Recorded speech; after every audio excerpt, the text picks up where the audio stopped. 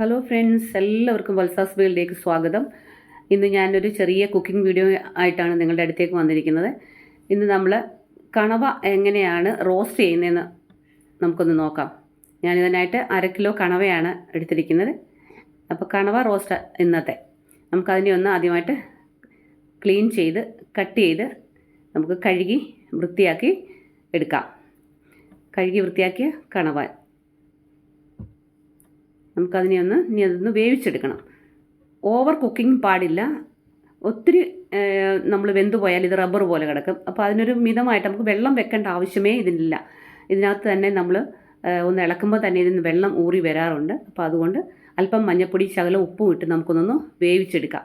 ഒത്തിരി നേരം വേവിക്കരുത്, അല്ലെങ്കിൽ അത് റബ്ബർ പോലെ ഇരിക്കും. കണ്ട് ഒത്തിരി വെള്ളമായി. ഇനി നമുക്ക് ഇതിനകത്ത് വഴറ്റാനുള്ള സാധനങ്ങൾ എന്തൊക്കെയാണെന്ന്: തക്കാളി, സവാള, പച്ചമുളക്, ഇഞ്ചി, വെളുത്തുള്ളി, അല്പം കറിവേപ്പില, ഇതെല്ലാം കൂടെ നമുക്കൊന്ന് വഴറ്റിയെടുക്കാം. നന്നായിട്ട് വഴറ്റിയെടുക്കാം. ഇത് ഇഞ്ചി വെളുത്തുള്ളി ഇട്ട് നമുക്കൊന്ന് ആദ്യം വഴറ്റിയിട്ട്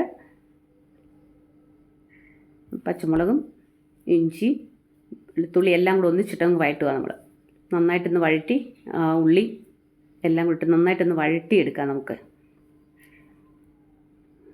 നല്ലതായിട്ടൊന്ന് വഴണ്ട് കിട്ടണം നന്നായിട്ട്, അല്ലെങ്കിൽ ഉള്ളി പച്ചിപ്പ് കിടക്കും.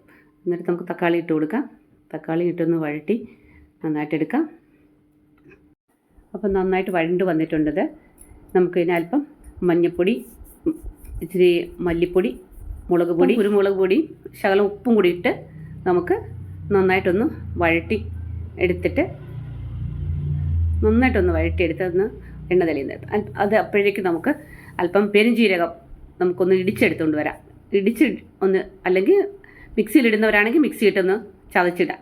എന്നിട്ട് നമുക്ക് വേവിച്ച് വെച്ചിരിക്കുന്ന കണവ എടുത്ത് നമുക്കിതിനകത്ത് ഇട്ടൊന്ന് നന്നായിട്ട് വഴറ്റി എടുക്കാം. അതിനുശേഷം ഒന്ന് അടച്ച് വെച്ച് ആ എണ്ണയൊന്ന് തെളിഞ്ഞ ശേഷം തേങ്ങാപ്പാൽ, ഒരു അരമുറി തേങ്ങാപ്പാൽ നന്നായിട്ട് ഒന്ന് പിഴിഞ്ഞ് നമുക്ക് ആ തേങ്ങാപ്പാലൂടെ ഒഴിച്ച് അതിനകത്തൊന്ന് നന്നായിട്ട് വറ്റിച്ചെടുത്താൽ നല്ല ടേസ്റ്റായത്. എല്ലാവരും ഒന്ന് ട്രൈ ചെയ്യണം. ഇത് നമുക്ക് നന്നായിട്ടൊന്ന് വറ്റിച്ച് എടുക്കാം. നമ്മുടെ കണവ റോസ്റ്റ് റെഡി ആയിട്ടുണ്ട്. അപ്പോൾ വീഡിയോ എല്ലാവരും കാണുക, ട്രൈ ചെയ്യുക. ഇത് സബ്സ്ക്രൈബ് ചെയ്യുക, ലൈക്ക് ചെയ്യുക, ഷെയർ ചെയ്യുക, കമൻറ്റ് ഇടുക. വീണ്ടും കാണാം.